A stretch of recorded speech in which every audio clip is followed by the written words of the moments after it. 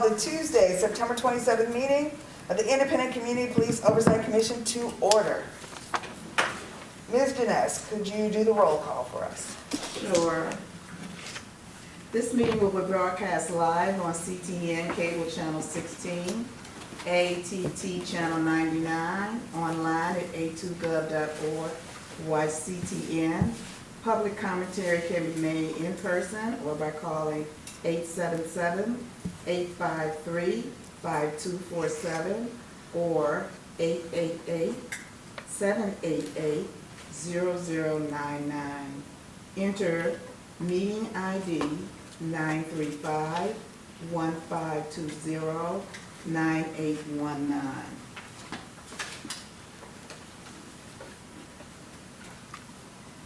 Commissioner Milgram, absent today. Commissioner Billups. Commissioner Shipp. Here. Councilmember Ramlawi. Here. Councilmember Song. Here. Chair Jackson. Present. Commissioner Carter. Here. Commissioner Harrison. Here. Commissioner Meisler is absent. Commissioner Hoffman. Present. Vice Chair Tadoro Fred Hargrave. Here. We have a quorum. Thank you. Is there a motion to approve the agenda?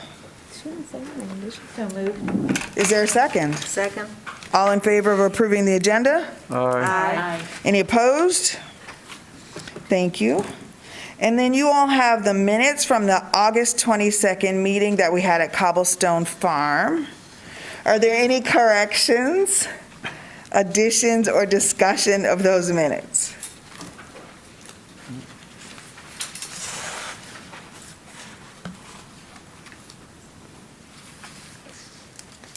If not, is there a motion to approve the August 2022 meeting minutes?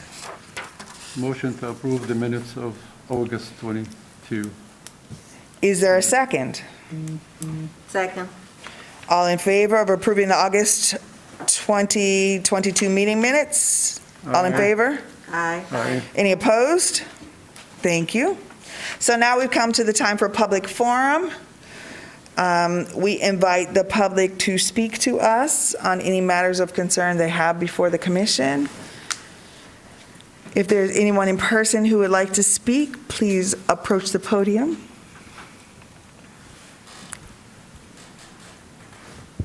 State your name if you like.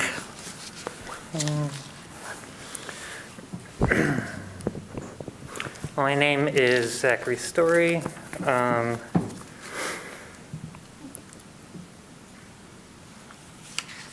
What I wanted to kind of talk about tonight is very personal to me, and while I don't, I just wanted to revisit some remarks that Councilmember Ramlawi made a couple meetings ago at City Council in talking about West Park in particular. And I quote his words directly. He said, "It invites activity that is undesirable, and right now this situation is getting a little seedy." And he talked about having conversation with the police chief and just AAPD in general. And this is a perfect reason why I'm thankful that Ramlawi will no longer serve the city at the request of the voters. It's this very commission, and I think a news article, I believe, that said there was one that's sticking out in my mind, a 12-year-old black boy, I might be getting some of these details wrong, but was interrogated by police, kind of coerced into a squad car as a quote-unquote friendly ride home. And I know Mr. Ramlawi hears these things. I don't know why you're asking for increased policing of West Park. while serving on the Police Oversight Commission. It's just mind-boggling to me. But I would like to ask for less policing of West Park. It's a perfect example of what we want Ann Arbor to be, a place that's welcoming for everyone. There's a wide variety of people that use the park. You know, I just took a walk over there today and saw an elderly woman. There was a woman with groceries walking through, probably going home. There was a woman with a dog in the center track, just throwing a ball. There was a guy doing exercises on the basketball court, and I've seen political events, birthday parties, graduate student parties, and yes, the Delana Center is located nearby. And it's a place where people who are homeless and housing insecure can spend a little time in a park or in nature or playing basketball or tennis or whatever. And so the place is over-policed already. We know this, and just from the homeless community and when I was homeless, there's a lot of stories. So please do not increase policing, and I'm probably going over time. Sorry about that, but thank you. Thank you. Thank you.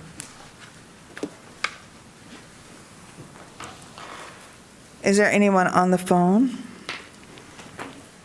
I do not have anyone presently. Okay. So at this point, it looks as if we do not have old business, but we have lots of new business. Chief among those is electing a new slate of officers for this commission. Although I have thoroughly enjoyed, really enjoyed serving as the chair of this commission through all of its ups and downs, it is certainly time for some new leadership. Is there anyone who might be willing to serve as the new chair? Oh, we have one volunteer? All right, so Ms. Tadoro Hargreaves has volunteered to do so. Do we have anyone who might be willing to serve as vice chair? I have been volunteered. The term is voluntold. You were voluntold that you were volunteering, but we saw you raise your hand of your own accord. That is true. And we greatly appreciate that. And so now we should have an election to determine whether these folks should be elected. Is there anyone else who would care to serve in any of these roles? I see we're going to have a really peaceful transfer of power, aren't we? Since everyone is running unopposed, would you all like to do this vote publicly, or should we use paper? We can use paper. Everybody can write, their selection for chair and vice chair on paper if you like. Should we use paper? We've done it that way, and we've done it voice vote. It doesn't. I think since there is no other candidates to these positions, and there's no one who is opposed, what we can do is we can have a motion and approve both the president and vice president. If there's nays, they will show. I think probably might be just as transparent as Possible? anything else, just to have it in public versus Certainly. paper. That would certainly improve transparency. Although, had we had two people running, I believe we did it on paper last time. So, Correct. Is there a motion then to nominate Frances Tadoro Hargreaves as the new chair of ICPOC, as well as Stephanie Carter, the new vice chair? I make a motion to. Is there a second? I second. Thank you. All in favor of these officers? Aye. Aye. Is there anyone opposed? All right. We have a new chair and a new vice chair, and I am very excited about this. We have been planning for such a transition for some time, and now it is finally here. So, Ms. Chair, you should take over from here. I'm sorry.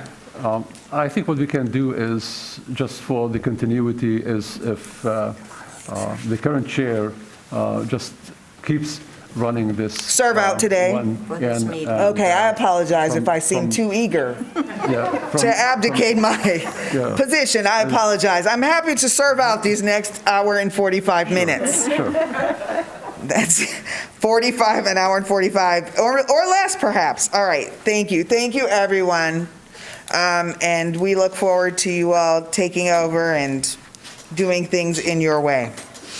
One of the things, so the next thing on the agenda is to discuss the survey by Public Sector Consulting. And so for a tiny bit of background, the resolution that was passed by council in April of 2021 indicated that there should be an exploration of an unarmed response program in the city of Ann Arbor, and that exploration should be conducted in concert with and in cooperation with and in consultation with, is the quote, the Independent Community Police Oversight Commission. That worked to varying degrees, and a report was produced. And after a report was produced that decided to continue to explore unarmed response, that report was produced in December of 2021. Council decided to devote some of the federal ARPA money to an unarmed response program. One of the things that this commission insisted upon was that the people who live, work, and visit in Ann Arbor be consulted about what kind of unarmed response program would be most appropriate, and that some actual conversations take place. We demanded several things of, and asked that very specifically of deputy or assistant, I'm sorry, which way it goes, City Administrator John Fournier, that, for example, people who are unhoused be consulted, that college students be consulted, that anyone who was most proximate to potentially needing an unarmed response be consulted. And what we wanted was some real consultation. Lots of people in Ann Arbor feel as if they have been consulted and then their ideas are sort of discarded, and that is just a performative kind of process. And so we asked for an in-depth process where people would go into the community and meet with community members and talk to them about unarmed response and bring that information back. At some point, the city acknowledged that they could not do that, so they put out an RFP, a request for proposals, from groups that might be able to perform such a service. There were several finalists. This is information that is publicly available on Legistar. One of the groups was a local group that consisted of several community members with research expertise, with survey expertise, and some with deep ties to impacted communities. Their proposal was quite substantive, and it's my understanding that it scored the highest, but they were not selected. Public Sector Consulting, a firm out of Lansing, was selected. That contract was for $99,918, I believe. It was very close to $100,000. And so Public Sector Consulting has been conducting some interviews during this time period as part of what was at one point a 3-stage process for gathering information from people who live and work in Ann Arbor about unarmed response. I had an appointment with their group, I think Katie Van Dorn and Roderick, whose last name I don't remember, I apologize, on September 7th. And we had an interesting conversation, but I spent a lot of the time sort of interviewing them about their process. And I asked, for example, how they plan to interview people who are unhoused. And they indicated to me that they had no intention of doing so directly. I asked then how they expected to get that kind of input, and they did not appear to have a plan at that time. They indicated to me that they would have an online survey at which point I indicated that that would not be very accessible for people who are unhoused. They also indicated they'd be having some in-person town halls, and I asked where and when those would be and why they thought homeless people or people who are unhoused would show up to those, and they did not really have an answer to that. I also asked how they would access other kinds of groups, such as African Americans, and they, indicated that they did not necessarily have access to African Americans in Ann Arbor, and have subsequently asked me for names of people who might give them access to such groups. What is troubling about this is that your new chair did some math, and I believe, please correct me if I am incorrect, that if that $100,000 were allocated among people who got paid $155 an hour, 150. 150, they would have how much time to do this? In 3 months, it would be about 55 hours a week. 55 hours a week. And it does not appear that public sector consulting is spending 55 hours a week. I don't know how they spend that time. However, they do not intend to spend that time in this community. They do not have ties to this community, nor do they appear to have ties to people with ties to this community. And so it is very troubling then that what they've come up with right now is an online survey, which any one of us could have done for free in about 3 hours. The questions in the survey are not very in-depth. There are a couple of open-ended questions, a ranking question, and several, kind of do not want, unsure, acceptable, prefer, and some strongly agree, disagree, strongly disagree questions. So the survey itself is kind of disappointing.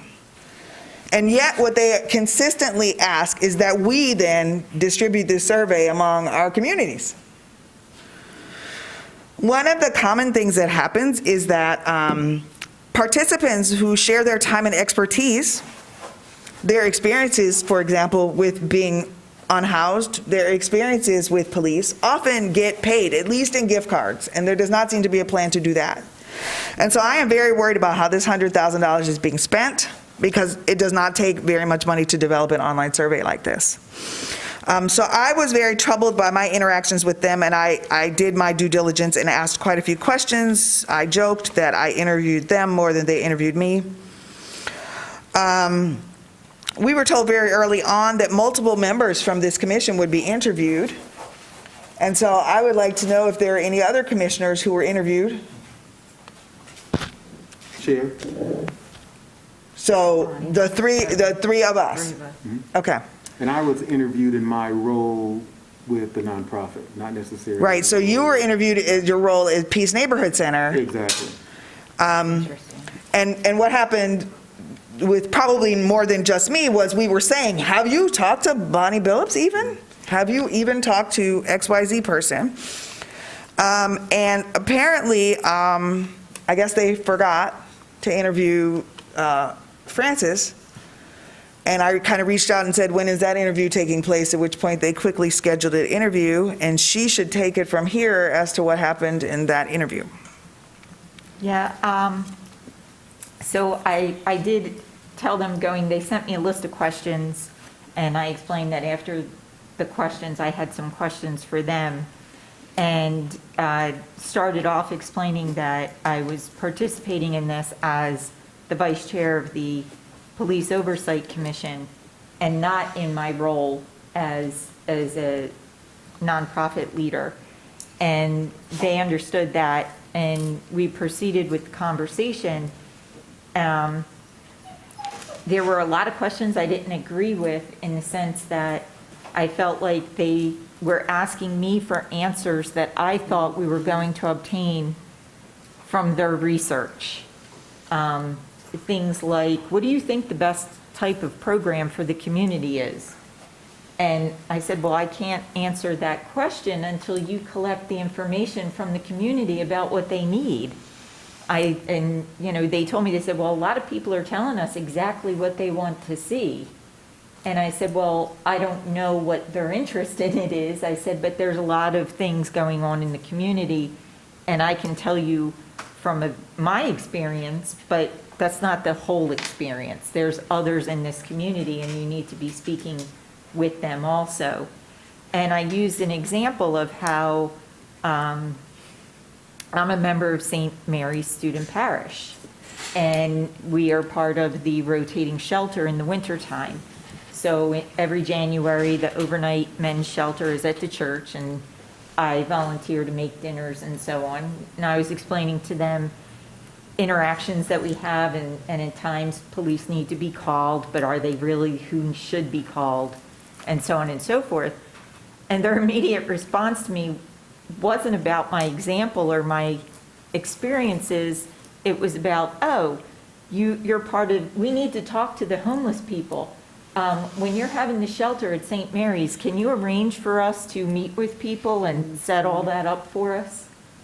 And I said, well, no, because will be outside your time frame when that happens. But I just found it interesting that they were really looking for us as a community, in addition to the work that we do here on the Oversight Commission, to give additional help for them to facilitate what we asked for. We were the ones that asked for somebody to go collect this information for us. So I found it a bit ironic that they were then asking me to set up the meeting for them. There were also some other questions that I had concerns about. I felt like they were missing the intent of this program. For me, from the very beginning of all of this, the intent has always been to get people in need the services they need, and services by the right people. Our police officers are law enforcement officers. They are not social workers. So the key to this is to get social workers in a position to be able to provide the services needed by the community and for the community. I felt like they were asking me questions that were more about getting rid of the police officers. And to me, that's not the point, and that's not the proper focus. And I was very concerned about that. I was also more concerned when they started asking me what values I felt should be put on the program. I said, well, we'll start with treating people like human beings with dignity and integrity, and then you can just go from there. And I explained to them I was fascinated by that question, and it's kind of heartbreaking that it had to be asked. But I think that I'm not sure if we're going to get the report that we were hoping to get. I'm not sure if it's going to give us the information we were looking for, but hopefully we're able to accomplish something.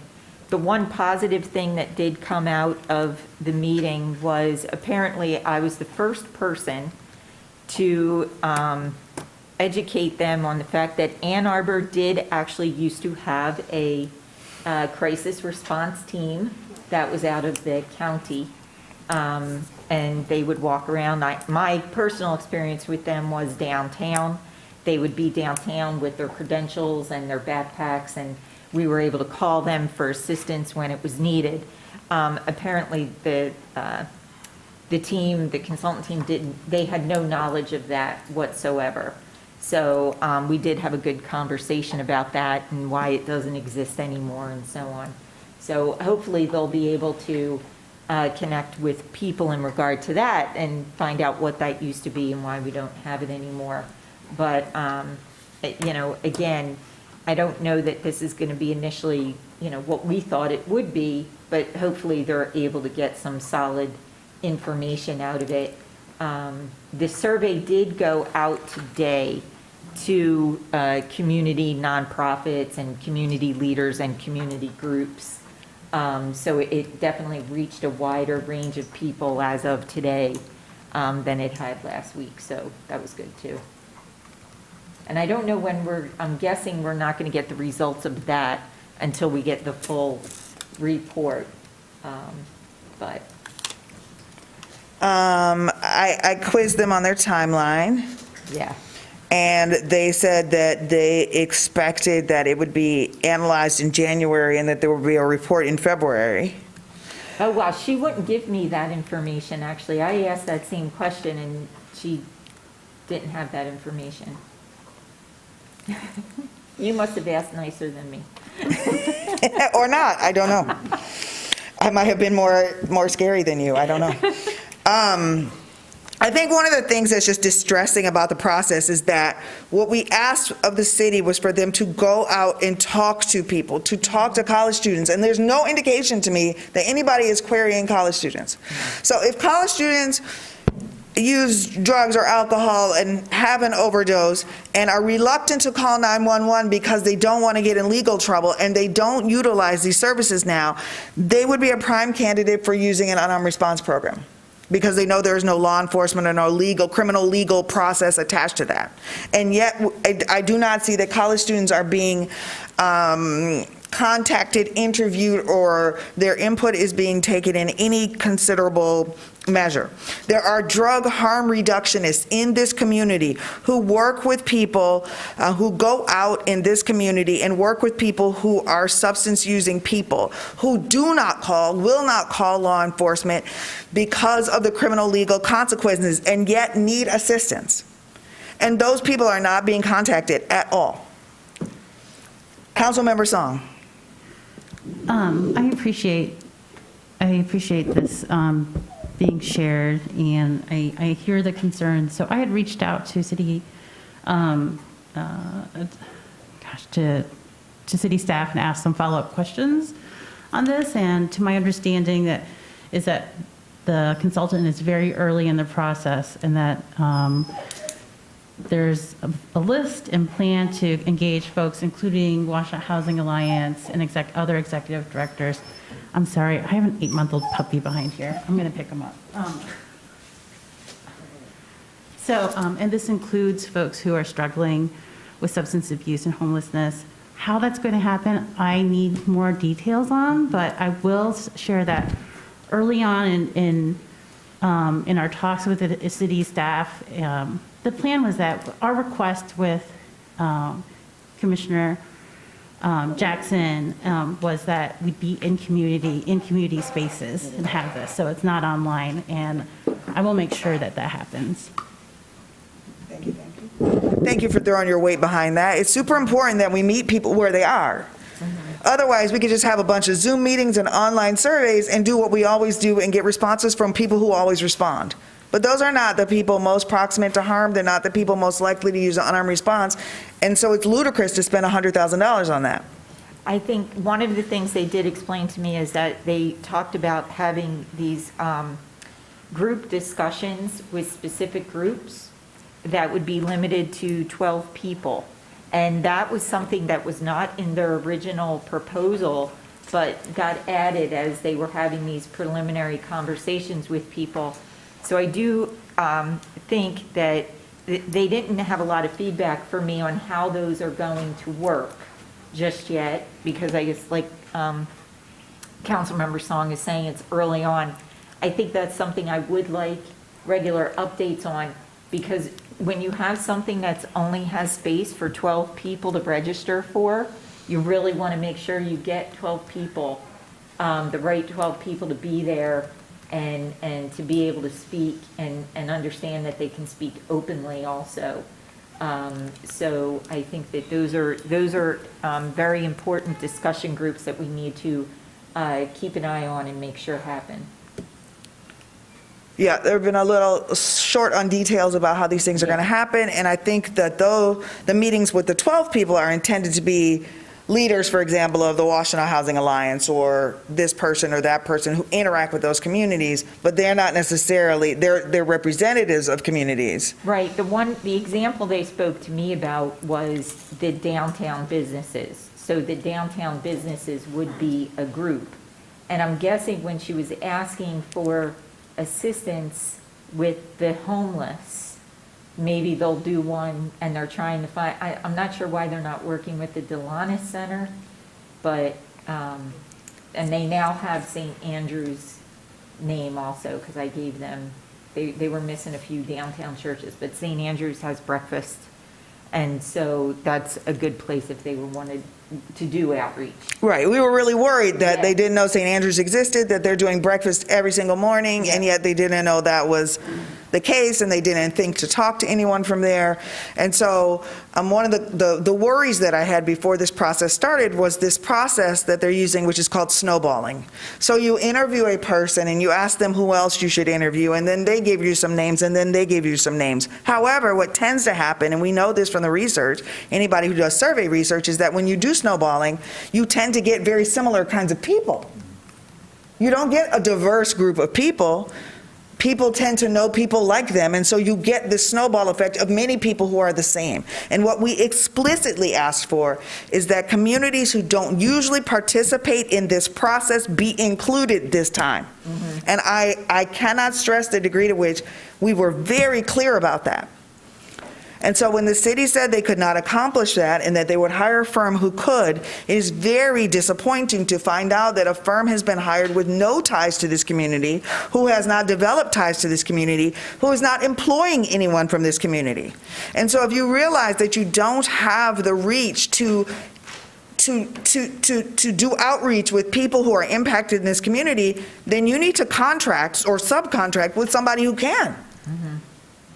Because we should not be expecting people to do this work for free while you are sitting on $100,000. And on this commission, we have had to fight for as little as $5,000.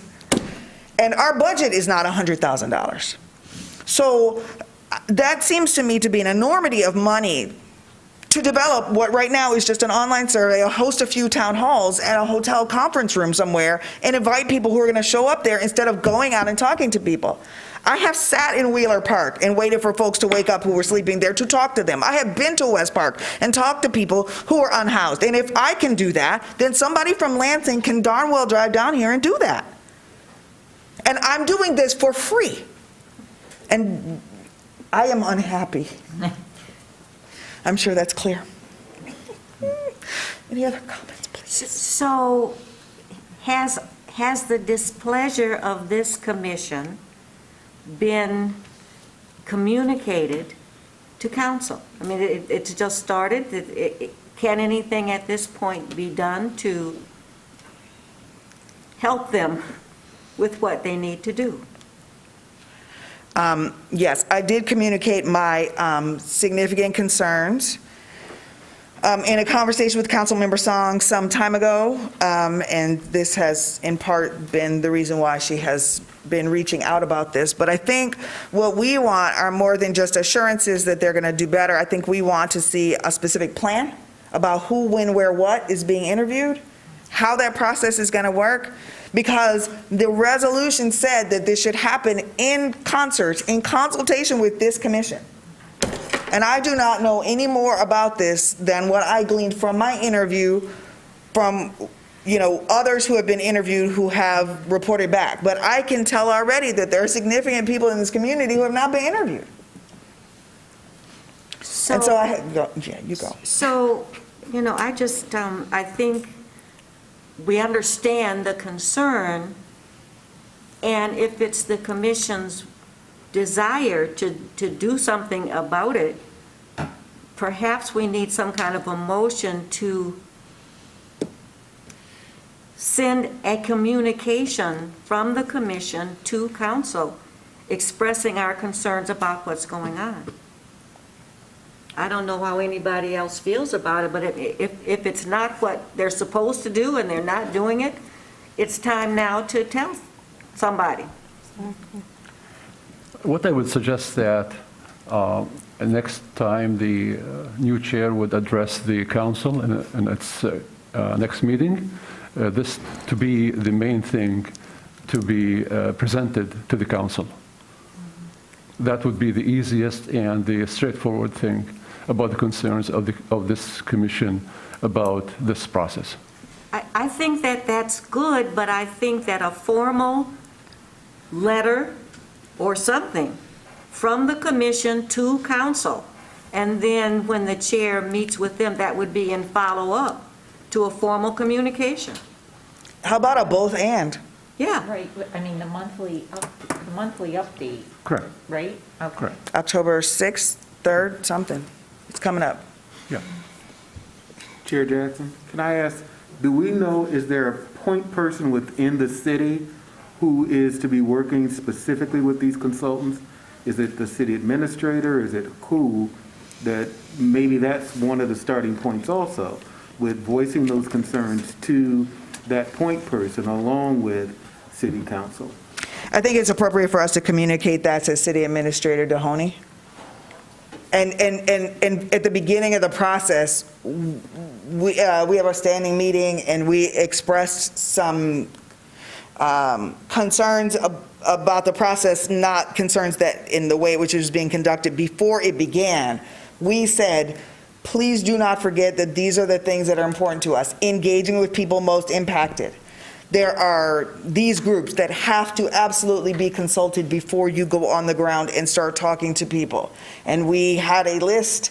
They gave us a list. It was not, a complete list, but a list of people with whom they'd be consulting. And we said, but you also have to talk to A, B, C, D, and E. This makes sense.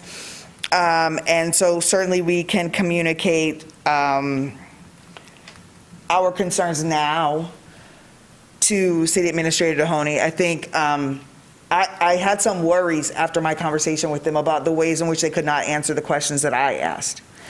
But then I began hearing back from other people in the community about similar concerns. And then we began to get more requests for access to communities. So when people want to communicate with vulnerable communities, they need to do so in a culturally competent way. You can't send some three-piece suit person from Lansing to go and talk to a bunch of folks hanging out asleep in the park if you're not comfortable doing that. And if they acknowledge that that's something that they cannot do, then they need to find someone who can do that.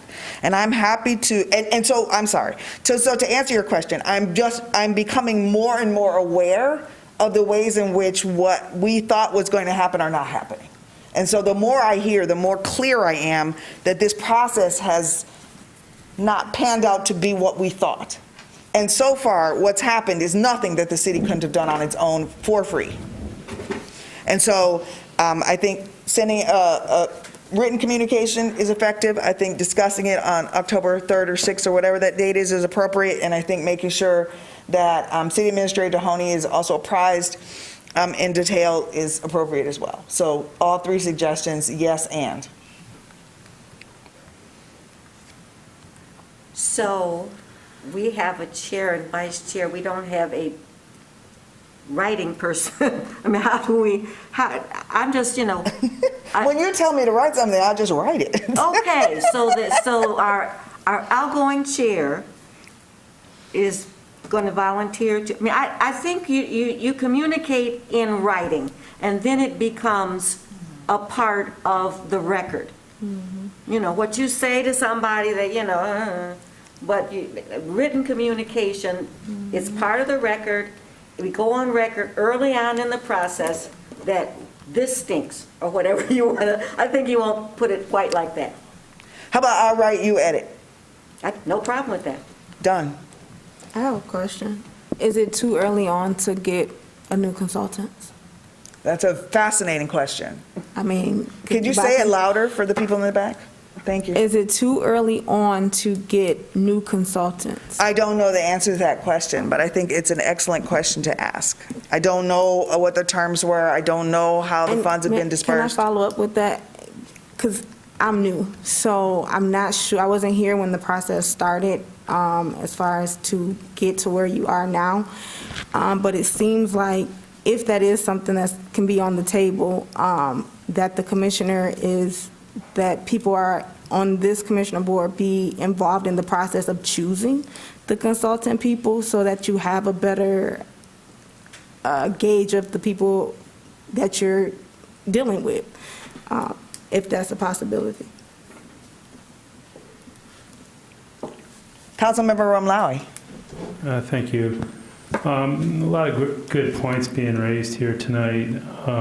Unfortunately, some of the criticisms of this process are criticisms we've heard before, where on the onset of anything, this commission is supposed to be a part of the process, and then as we get midway point, we realize there's not been a whole lot of engagement and communication with this body.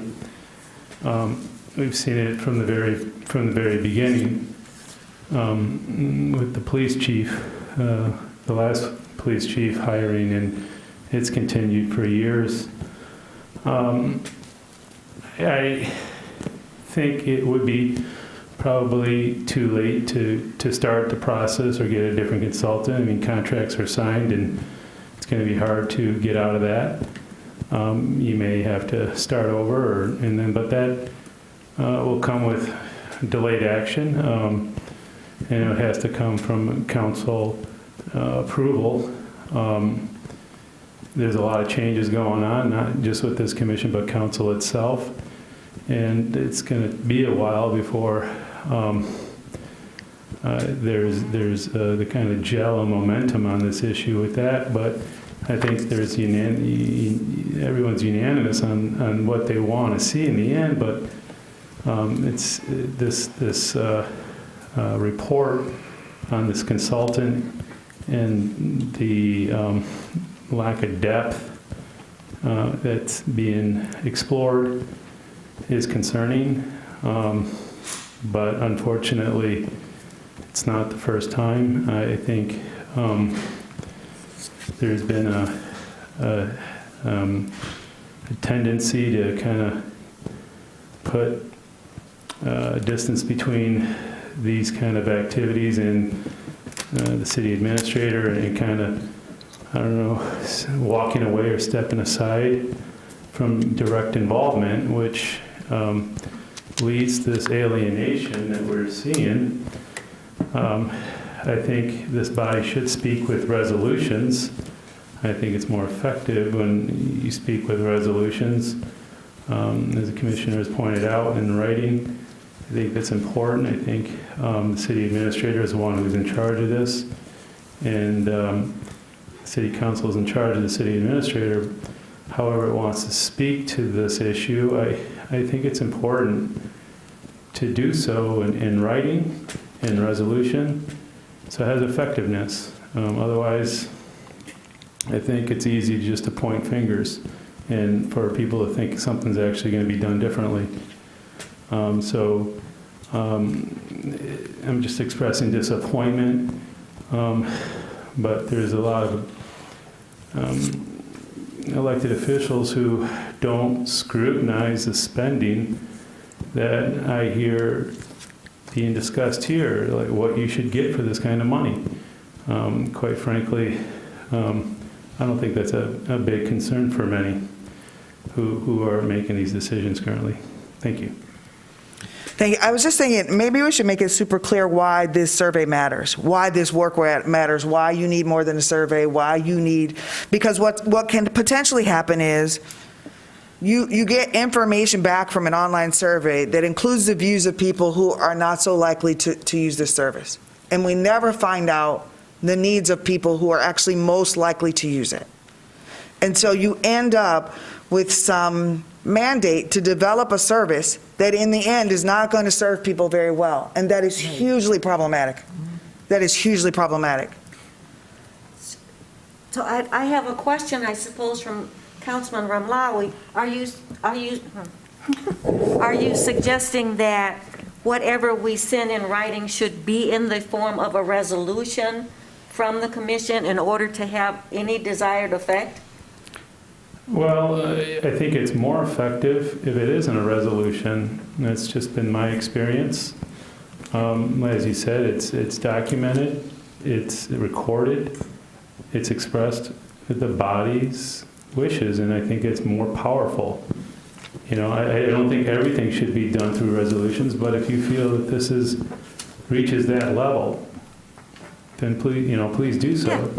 I think there are some things that can be communicated without resolutions that have effectiveness, but the gravity and the consequences of this program, the money that's being spent, and the trajectory that this will go in with a flawed process is just going to doom the entire program. I think there are communities across Southeast Michigan who are waiting to see what Ann Arbor does, who are waiting to see how this program works, whether it's successful or not. And I think it's incumbent on us to design the best program we can and not to make the same mistake that we have made in the past in terms of designing programs without the people in them. We do not need to design programs for people. We need to design this program in particular with people. And that is a distinct difference. You know, it's interesting, we just came, some of us just came back from the NACOL conference, and one of the things that was, and I wish I had brought it, but I didn't, but it was used in South Africa. It goes something like, anything you do for me without me is worthless. So you have to include the people that are going to be affected. So I think, would you entertain a motion?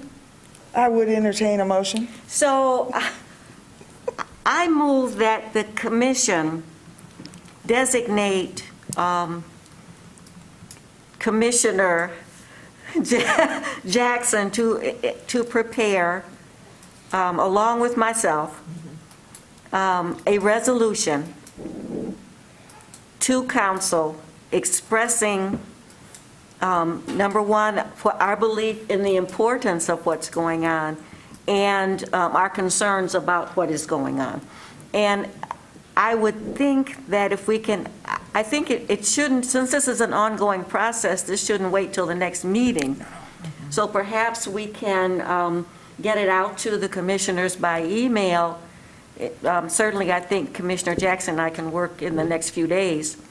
And if it's approved, then we can go ahead and forward it. So that's my motion. Second. Any other discussion? Just make sure that if we are going to make a resolution about this, doesn't mean that this resolution is binding and we don't have to have an emergency meeting of the commission to approve, because we already had the resolution. And all of what we are doing is are waiting for the draft that is coming from both the outgoing chair and the incoming vice chair. And if that addresses the concerns of the commission, already we have a resolution, and that can be passed to whether administrator or to the city council. So the resolution, so your motion might be amended to say that Correct. we are now voting to send a resolution to council regarding this issue, as long as the draft that is circulated to the commissioners receives its edits from the commission and is approved by the commission. Then right now, we are voting to send that. Correct. We are approving that, I accept that that. resolution. All right. Correct. That's you moved, you seconded, Francis seconded. Any other discussion? Thank you. Just parliamentary speaking, and I don't proclaim to be an expert on Robert's rules, is that, quite frankly, we have, a meeting on October 3rd, there could be, and it doesn't, maybe it's not a resolution that you need to pass because of the conditions that you're discussing in the time frame, but a communication to council that can be included in our agenda, a letter, which is a communication that gets added to our agenda rather than a formal resolution. Again, I'm not sure what's procedurally acceptable, but I would feel that the body would have to look at the resolution verbatim for it to be binding to the level of effectiveness that we see on council, at least. You know, I just think either way, but you might want to check with Christopher Frost or, you know, someone in the city attorney's office to see if it's what's acceptable, but perhaps a simple communication that gets added to the agenda. Thank you. Thank you. I think we actually can vote now that a resolution drafted in the future, should it be circulated among and meet the approval of the commission, be approved to be sent. I have the Commissioner. same. It's nothing about us without us is for us. Thank you. Thank you. Take a picture of it.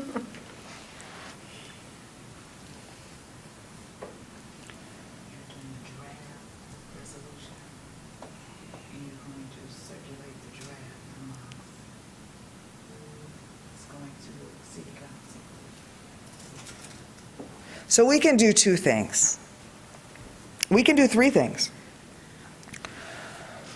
We can create a draft resolution and circulate that pending approval of this body. We can also construct in the interim a communication to council that we can circulate to this body for anyone's edits, approvals, additions. That can be sent such that it can be attached to the agenda for their meeting. At that October 3rd meeting, we can address this in the ICPOC introduction to council. And this time, we're going to do that together. Right. So I'm going to hand off to the new chair, who will then take it away. And so we can do that in three ways. Chair Jackson? Yes, sir. I love the idea of doing the letter and then the personal appearance on the 3rd as being the choices that we should make, and hold a formal resolution to a later date if we deem that that's necessary at that point in time. So we could come back with a draft ready for this at our October Exactly. meeting, but in the interim, do a communication, which would be shared among the entire commission anyway for input. Correct. Do we have to have a resolution for the communication or not? Because if not, we can appoint the outgoing chair and vice chair, a new vice chair, to draft this communication and send it to the council to be included in their agenda for October.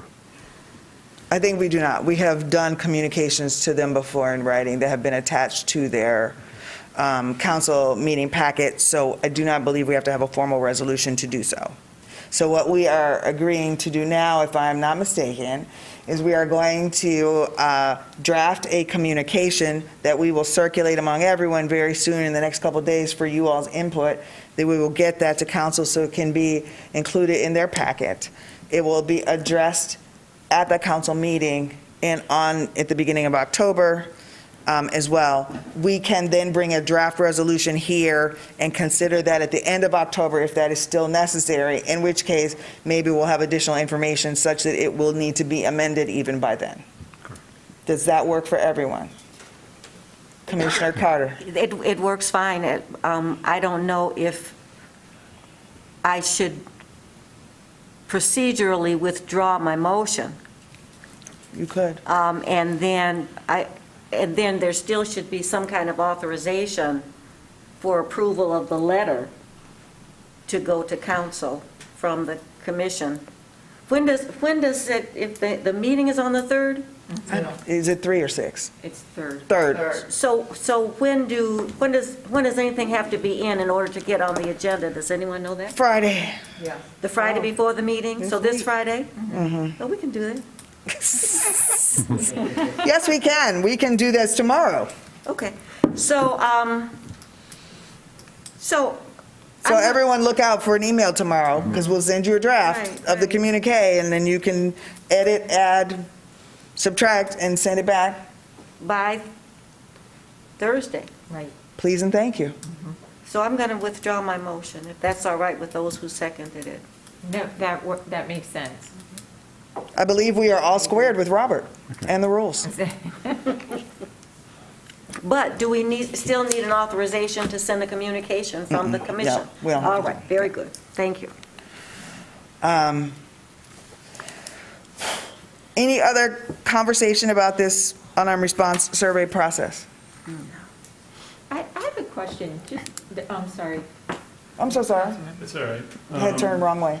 I think this is wise. I think it's comprehensive. I think if the communication and the presentation on the 3rd fall on deaf ears and not much is done, and there's still this level of concern about the direction, is that council members of this commission can introduce in the November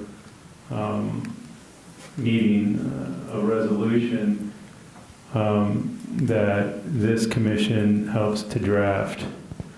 And we can add a resolution on the council agenda directing the city administrator to do or take an alternative course of action. So because time is of the essence, and I would just prepare to have that ready to go for the November, first meeting in November. So then council can vote on that if there needs to be a change in the course of the process. So we can do that by our October meeting, which is at the end of the month, which should prep for a meeting of council in the beginning of November.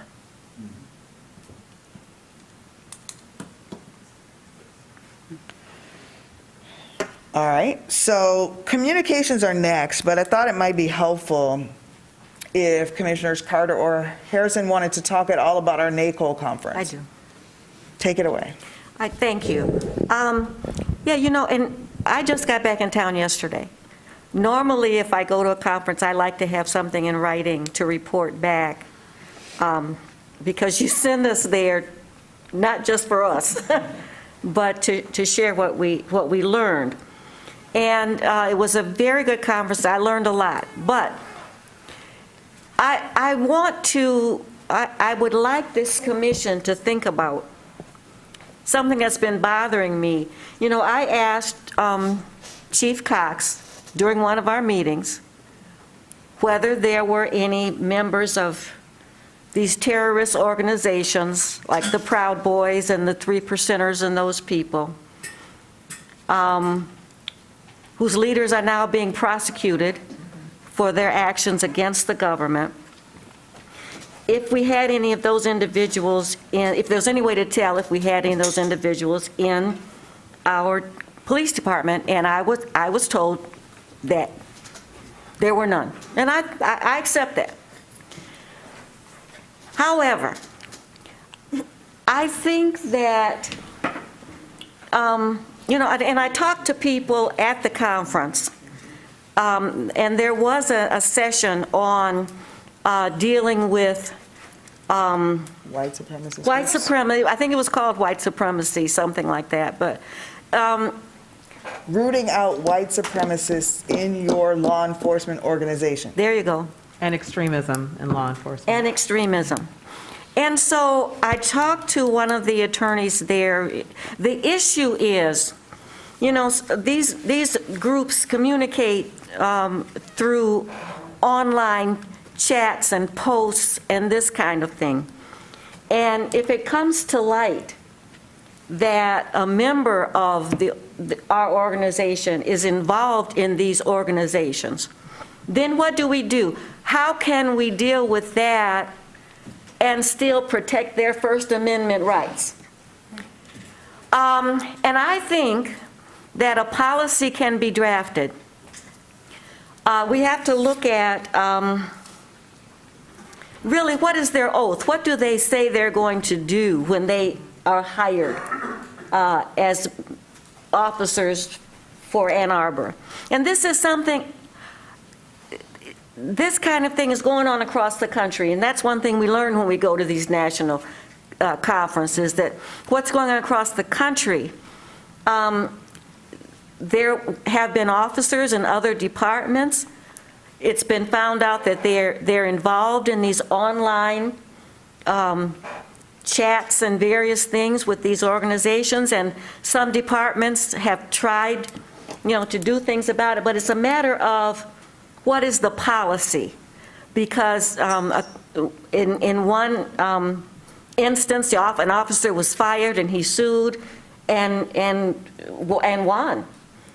We heard of a department where I think it was like the chief or some high office had a Nazi flag, in his office, posted in his office, and was fired.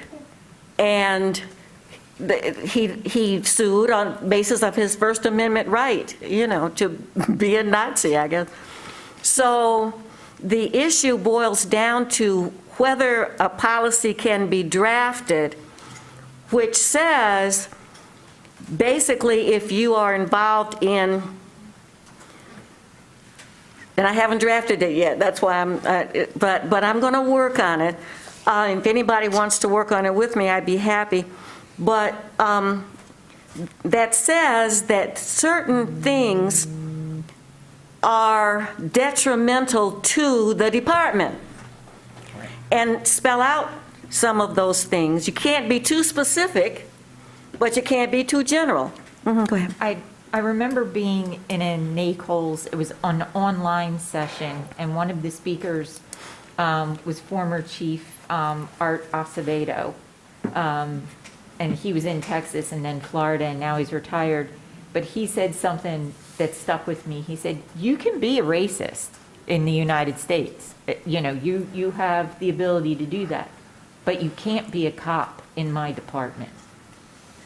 And, that was the bottom line, because you can't do your job if you're a racist. And so I would hope that we can figure out how to make that a policy. That's the issue. So I think that's what it boils down to. We were all in that session, and we were all, it was quite an informational session. There were so many. I was taking pictures and texting the vice chair who wasn't there. I was like, can you believe this? Because they were showing lockers and lots of evidence of folks who were participating in many different kinds of groups. In fact, there's a Latino white supremacist group called the Bandidos who are in California, and they were showing, some of the things that they had on their lockers. And what it boils down to is the way that you can work with that is if there is a policy in the department. And so that has to be something that's important to Ann Arbor. There has to be something that the city says, this is what we want of our police department, that we do not want people who belong to these particular groups because their beliefs and behaviors are at odds with what we consider to be conduct that is appropriate for our police. And so when those policies are in place, then they can be enforced, and they do have to be specific enough and yet broad enough so they're not infringing on people's, First Amendment rights to express themselves. But there have been some departments who have had those successful policies written. And so I think that's an important thing. Every time we go to these conferences, especially when we go in person, and we haven't been able to go in person for a couple of years, you come back with so much knowledge, and you're hanging out with 400 other oversight people, which is quite a unique experience in Ann Arbor because it's just us. And then you go there, and there are people. So when we first went in Detroit, we met people who were there because Ferguson was just beginning to get oversight because Michael Brown was killed. We met people from Baltimore who were just getting up and running after Freddie Gray was killed. And so we were like, oh my gosh, we are part of this big group of people, and now we see those agencies up and running. And Chicago has gone through so many iterations of police oversight. Obviously, they are still killing people in Chicago at astounding rates. And so they're continuing to work on the process and how they can get better. But in the meantime, they have developed an extensive training program for oversight professionals. Some of the tools would be applicable for us. Others might not be so much.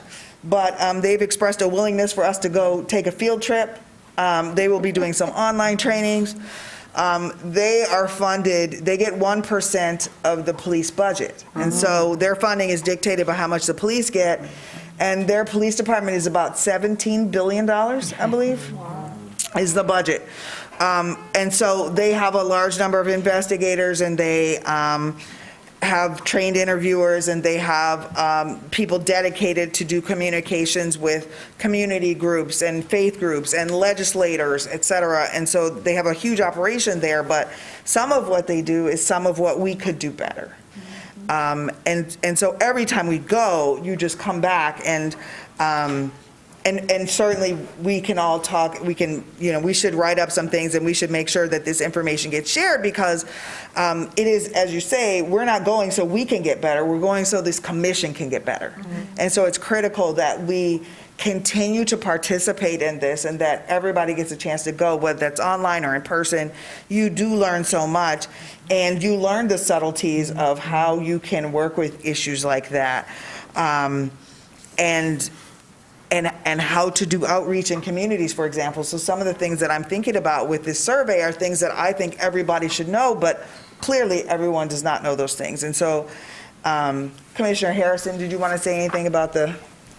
I mean, it was my first time, obviously. I'm really honestly still trying to process a lot of what I learned. It was pretty overwhelming, very eye-opening, very educational. I'm glad I had the opportunity to go, given the changes that are coming up soon. So, yeah, I was just, like you said, you were the first one you went to. That's how I was. I was blown away. I was like, wow, first of all, I'm in a room with all of these folks that care about, so deeply about what I care about, and, from across the country and in other countries. Yeah, it was just, I was overwhelmed. There are people from South America, Central America, Sierra Leone, another place from the African continent. There are people from Eastern Europe who were there. There was a large contingent. I don't remember from where they came. But I think suggest everybody goes twice. The first time you go, you feel like you're drinking from the fire hose. Yep. It's just very overwhelming. There's a lot of information. You're in disbelief. The second time you go, you've begun to practice some of the things, and you realize, oh, okay. And now you can take in the information in a completely different way, because you have been able to put some of those things into practice. And so one of the things I said was, I was just kind of showing off to everyone. I was like, look, we have a commissioner here, but she got elected to city council, so now we're going to have a city council person who knows all this stuff. And people were like, oh my God, if we could get our city council to come. Now, I will say there are plenty of law enforcement people at this conference, because there are people in law enforcement who are also working for these things. We met city attorneys who are working on this, and so they were there. We met some legislators, a U.S. House representative, several local state representatives were there. We met people who paid their own way there because their children had been killed by police. And they were in every single session, and they were asking brilliant questions all the time. We met community activists. We met other oversight professionals. And so the wide group of people that come and participate in this very educational, presentations, but then the back and forth of ideas that happens, and how could you do this, how could you do that? People were very interested, for example, in the fact that in Ann Arbor, we have started to look at the police union contract as a way to think about a way to have influence. And across the country, we were approached by people from New York, people from California. I met a labor attorney, a city attorney from California, who were both like, we need to do a panel, we need to talk about that. And so even things that we're doing here are innovative and can be, other people can learn from, even though we learn so much from everyone else when we go.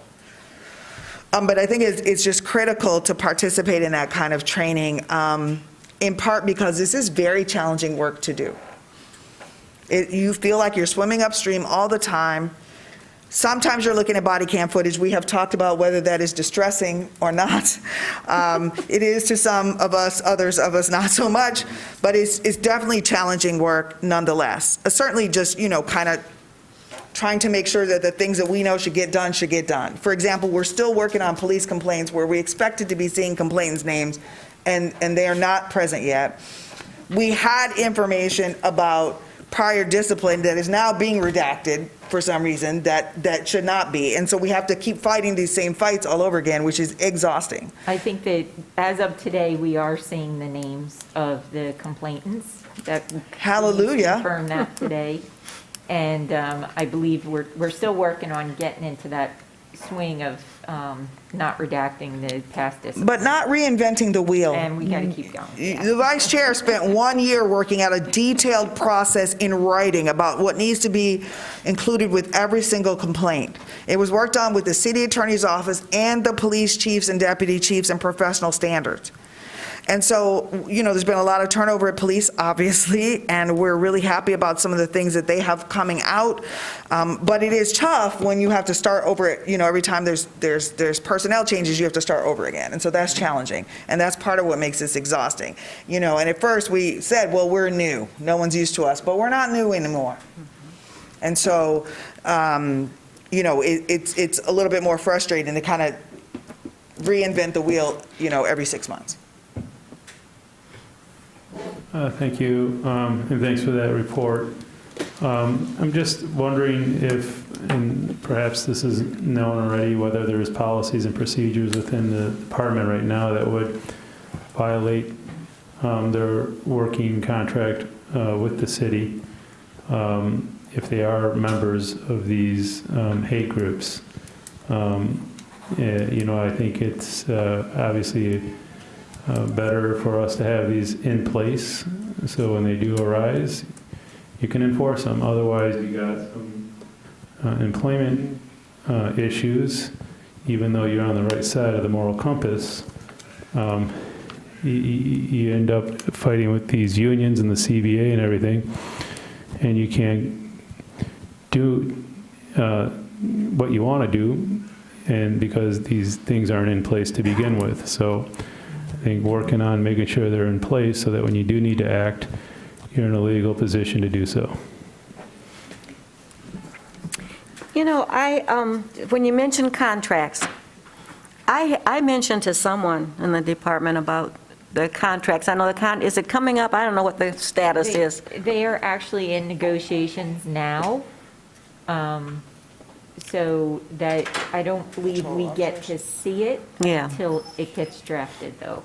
Well, I learned that a contract is an agreement between two parties. Everybody gets something out of it.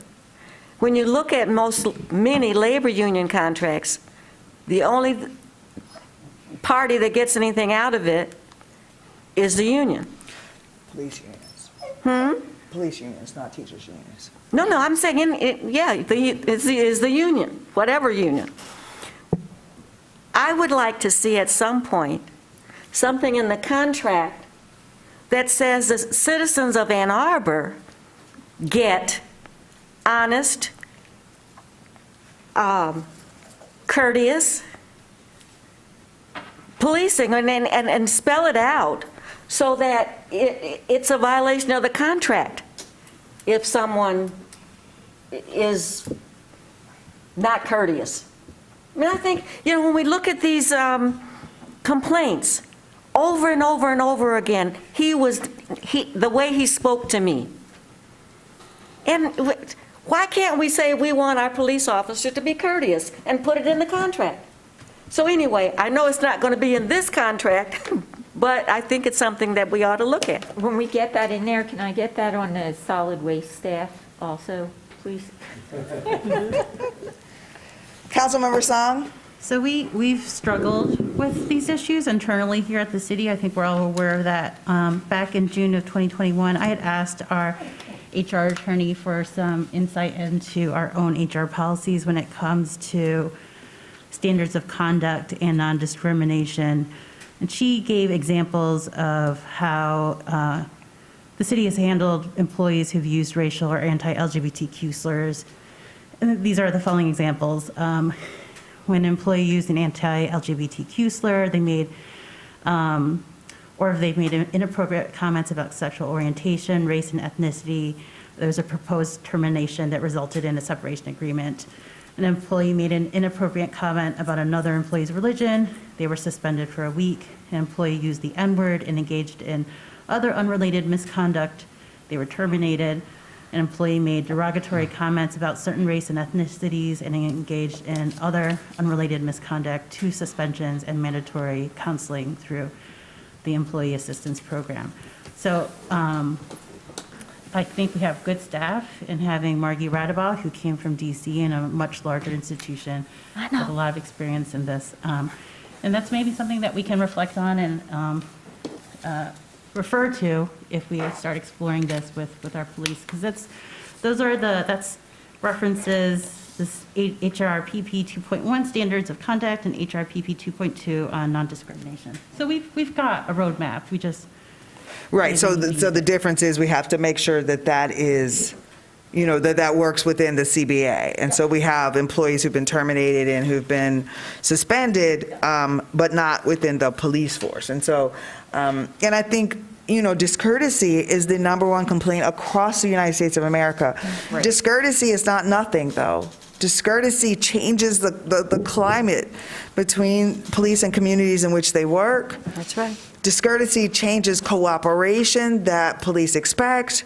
And so it is not nothing, and it is a significant problem. And so it is something on which we can work. There is a policy already in place about that. Yeah. What we're talking about is accountability and an enforcement of that. Yeah. That's what we're talking about. Yeah, I that's think true. that it's important for us to distinguish between the slurs and just being very disrespectful. And I think that is something that is a lot in the complaints that we see and in other people's experiences, that it's not necessarily slurs or names, but it's just a total disregard for treating people in a proper manner. So we'll come back to this body with some formal comments about and some summaries of the sessions that we attended. There are online sessions that are ongoing throughout the year, though, so I encourage everybody to take advantage of those from NACOL. We all do have an obligation to continue our training throughout the year and to accumulate hours. This time we used barcodes to indicate our presence, and so we're all racking up continuing education hours, but that can be done online as well. And so it's very important to get educated about how oversight works, how your local police department works, and so that's an expectation that we all participate in that. Are there any other communications? Madam Chair, I would like to acknowledge Commissioner Pipkin, sorry I overlooked your name, and Commissioner Billups is present now.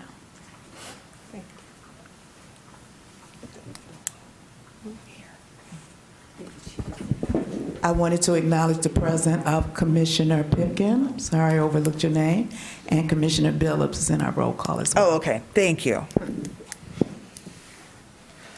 Any other communications, Councilmember Romano? Yeah, I don't want to take too much of your time, but I won't be here for long, so I use it. The example set forth by my colleague about the HR policies is true. The fact is, though, those protect employee from employee. And in this case, we don't have that relationship that's being described as the lack of courtesy. You have a civilian versus a paramilitary force.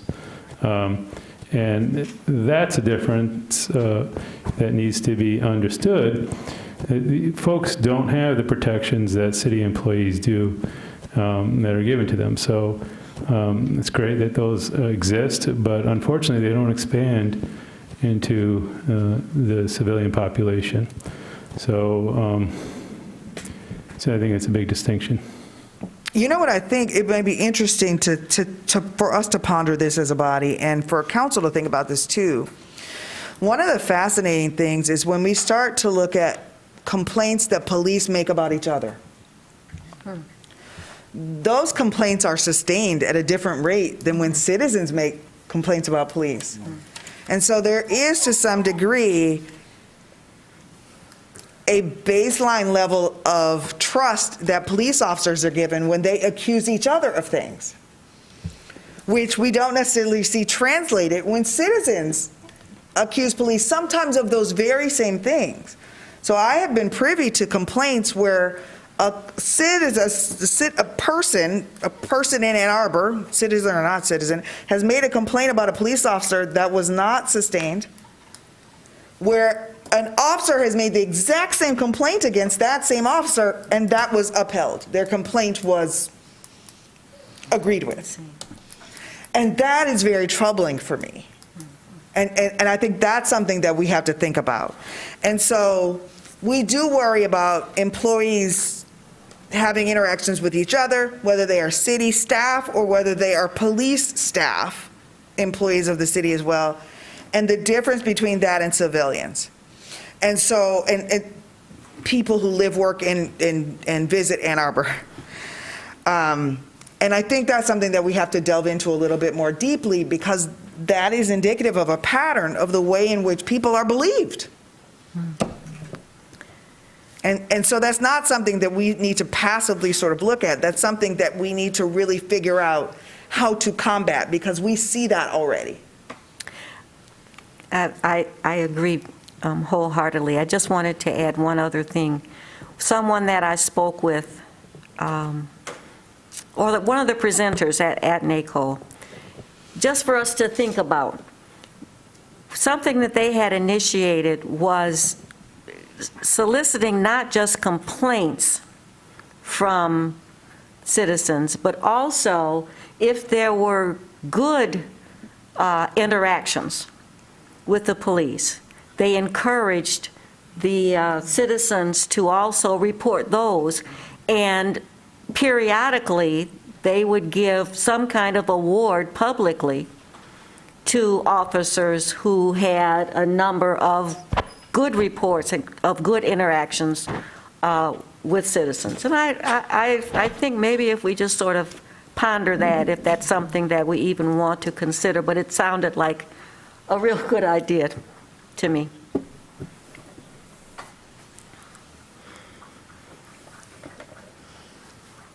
All right, if there are no further communications, is there a motion to adjourn? Just prior to the adjournment, I would like to say a couple of words. One is I would like to thank two people over here on this commission for this long service.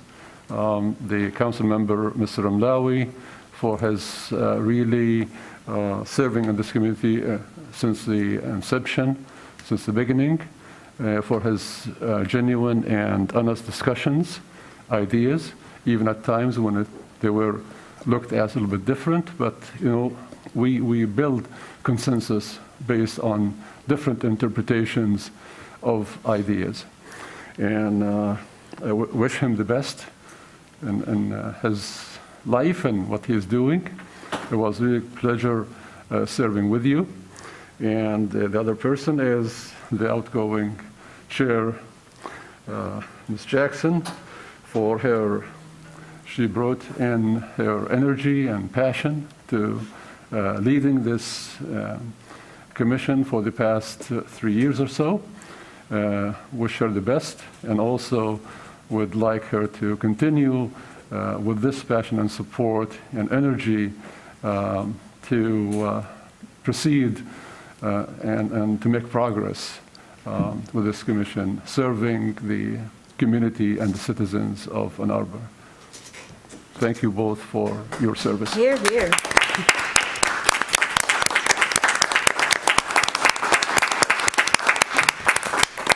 Thank you.